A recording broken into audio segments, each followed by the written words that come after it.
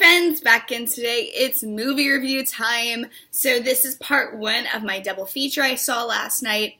So I saw two of the awesome movies that are coming out this year, and the first one I saw was Venom. So let me start off by saying Venom's been getting a very bad reputation from critics, saying basically it's a flop, and how it's what you should basically compare it with Fantastic Fours. And I was prepared going into that. I said I need to see it anyway. But it's not a flop. It's actually pretty good. The problem is, it's Marvel, so everyone's going to put it on the Avengers pedestal. It's not an Avengers film. It's not in that same realm at all. But you don't need to compare with Fantastic Four at all, and it's better than all the DC films, so it's actually good. It has currently a 31% Rotten Tomatoes, but it's going up, because when I checked last night, it was 24%, now it's 31%. But 94% of audience loved it. 94%, that's huge. And it's breaking records, because the main concern would be, would it make any money with all the bad reviews coming in? And I thought Star Wars Born would trample it because it's getting such marvelous reviews, and that's a whole nother video we're going to talk about Star Wars Born. But it actually broke records. It made $10 million already. That's a record-breaking Thursday night. And it's on track to have the highest October debut for a film. Wow. Who would have expected that?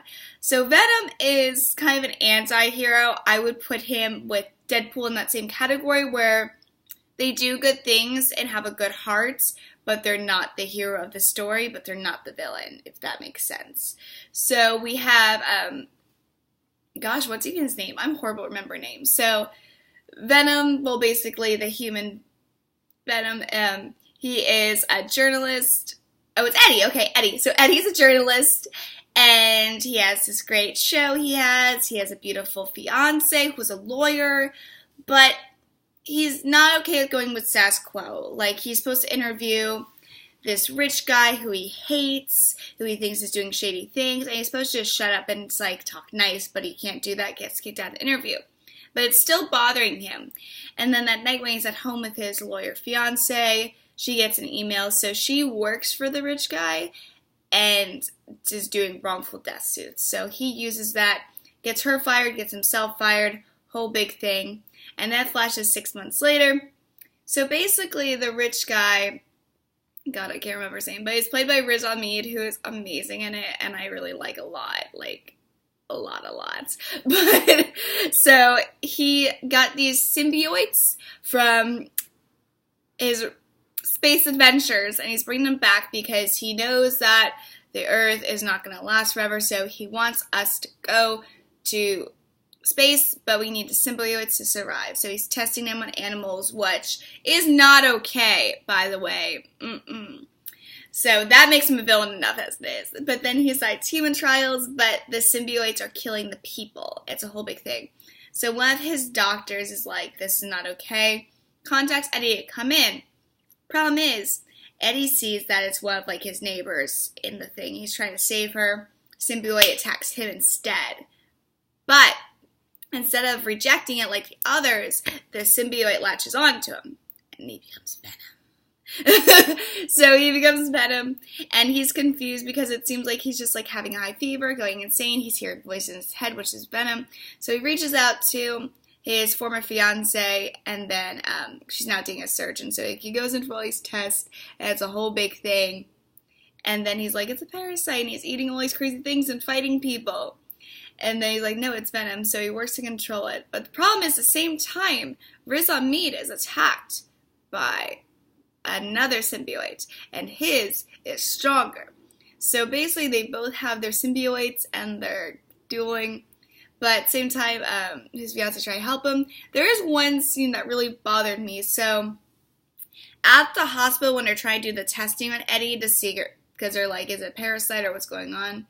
They blast the MRI machine. Sound and fire is what goes against symbiotes. So the sound lets a symbiote off, and then symbiote gets into a dog, which gets into Michelle Williams, the fiance.